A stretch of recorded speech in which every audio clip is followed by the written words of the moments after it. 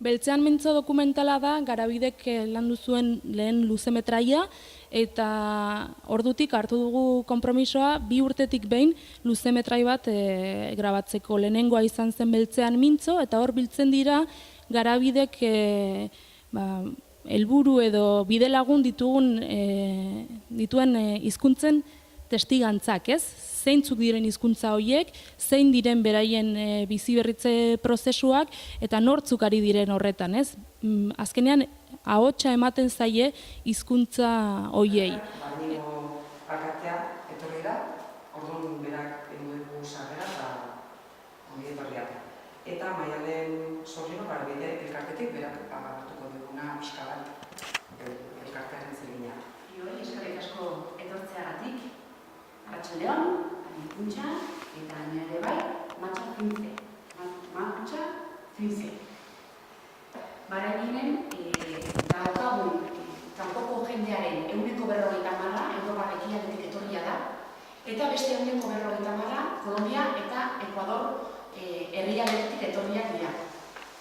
Bara egin beraz da, herrialde asko batzen dituen herriak, biztanle desberdinak eta anitzak gara hemen, eta hori mantentzea, hori bermatzea gustatzen zaigu, hori mimatzea ere gustatzen zaigu.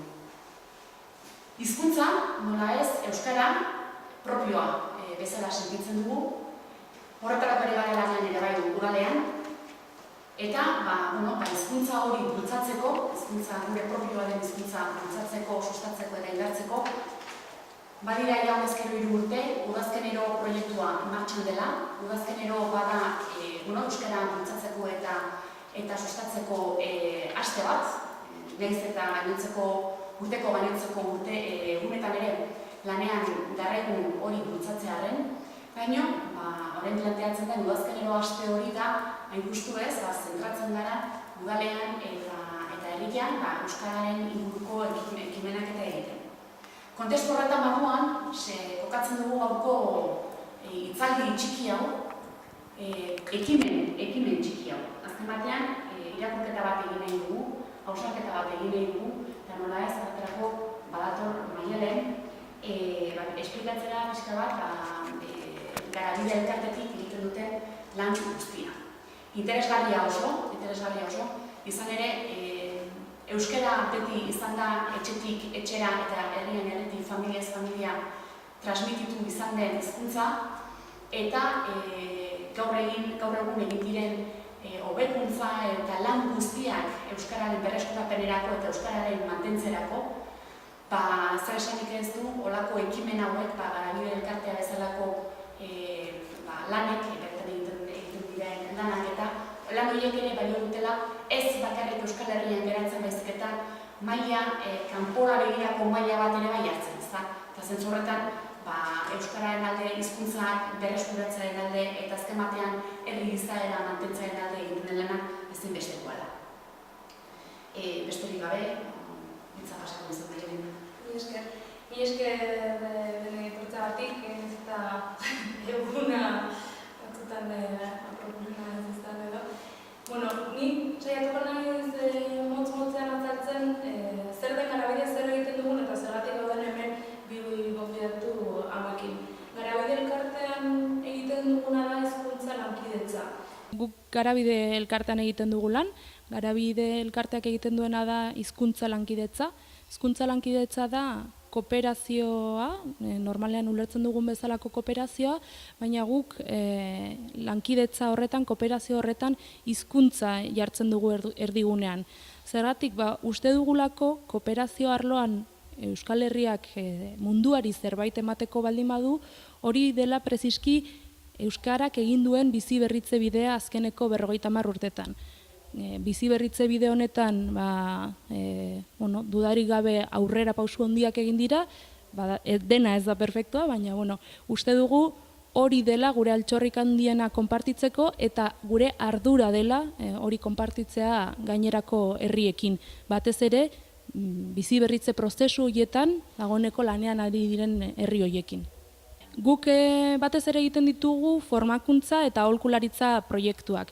Ezagunenak formakuntza arlokoak dira ikastaldiak edo ikastaroak. Badugu oraintxe 2017ko urrian egiten ari garen ikastaldi trinkoa, hizkuntza biziberritzeko gidaritzan lanean ari diren agintari edo zuzendari eragile politikoi zuzendutakoa, hilabete batekoa, 140 ordu, eta hor egiten dituzte bai jaso eskolak, klase teorikoak ezagutzen ditugunak,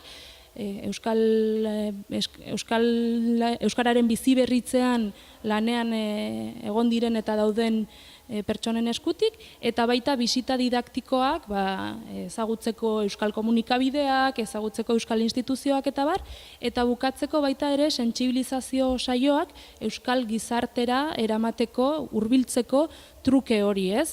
Dozein herritar hurbildu dadin, ikustera eta jakitera eta galdetzera zertan ari diren hizkuntza hauetako ordezkariak, eta baita ere konpartitzera beraien bizipenak, ez?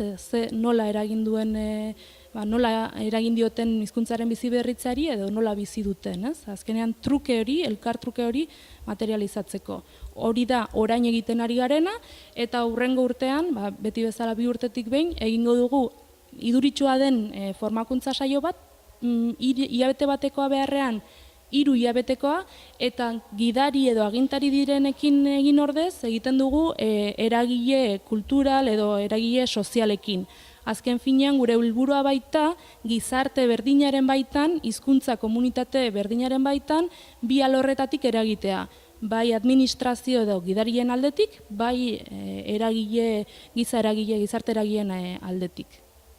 Bakarrik nabarmendu nahiko nuke, gure webgunean nahiko interaktiboa dela eta ulertzeko erraza, eta hor ditugula bai hizkuntza bakoitzari buruzko fitxa motzak, ikusteko zer da nasaiubea, zer da kitsua, non hitz egiten da laudatu emateko, eta gero horrez gain baditugula gure dokumentalak horre zintzilikatuta, badagola aukera musutruk arpidedun egiteko gure buletinera, eta orduan jaso dezakezu urtean 4 aldiz, eta baita ere nahi duena dendako bazkide egiteko aukera, ez? Eta laguntzeko bide honetan Garabideri. Gehien bat zabaldu dugu Beltzean mintzo, eta harrera ona izan zuen, 30 udalerri, edo herri baino gehiagotan egon ginen, bira egiten, aurkezpena egiten eta solasaldiak egiten, ez bakarrik herrietan, baita ere hezkuntza arloko erakundeetan, eskoletan, unibertsitatetan, eta oso harrera ona izan du. Nik uste dut Beltzean mintzori esker, hizkuntzarekiko jarrera, euskararekiko jarrerak ere aldatzerako pausoak ematen direla.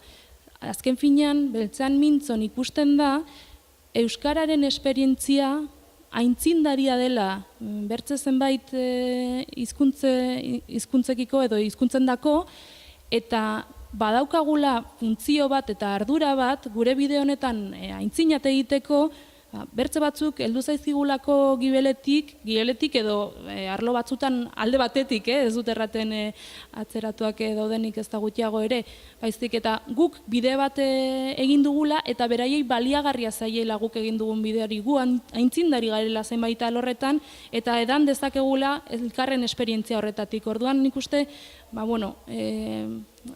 eragiten duela zenbait burutan mezu hori entzuteak, ez? Etorkizunari beti gaude begira begi honez, ez? Azkeneko urtetan lortu dugu instituzioetan euskalgintzaren eta nolabait garapenaren edo garapen arloko departamentuen arteko batura, hori da azken finean Garabidek zurmamitzen duena, ez? Bai, garapena bai, baina euskararen arlotik edan da, batura hori eman da instituzioetan, eta horri esker hizkuntza lankidetza kokatzen ari gara euskal lankidetzaren baitan, ez? Lankidetza egin euskaratik baita ere. Eta orduan itxaoro pentsu, hurrengo urterako baita ere lehenengo aldiz egingo ditugu formakuntzak hegoaldean, orain arte formazio saioak hilabete batekoak edo 3 hilabetekoak Euskal Herrian izan dira, eta datorren urtean egingo dugu salto hegoaldean ematera. Gogotsu eta lanerako gogoz, ez?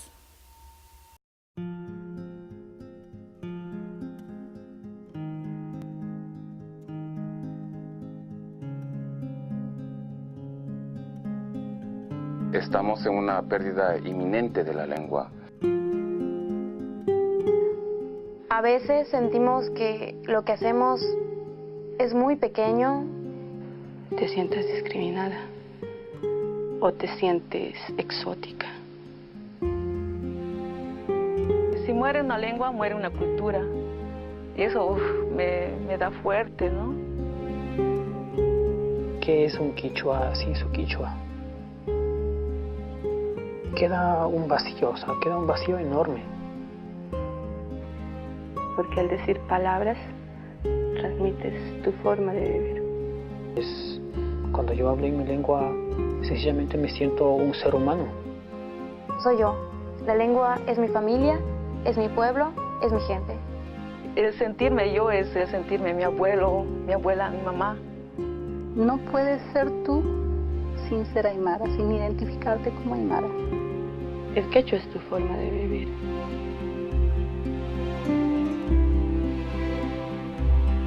El aymara es fuerte, su gente es fuerte, pero todo depende de nuestra generación.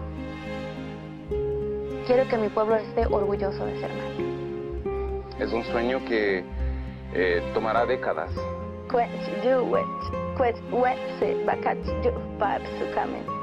Que no se acaben, que no se terminen. Nuestra lengua nos espera con un nuevo mundo.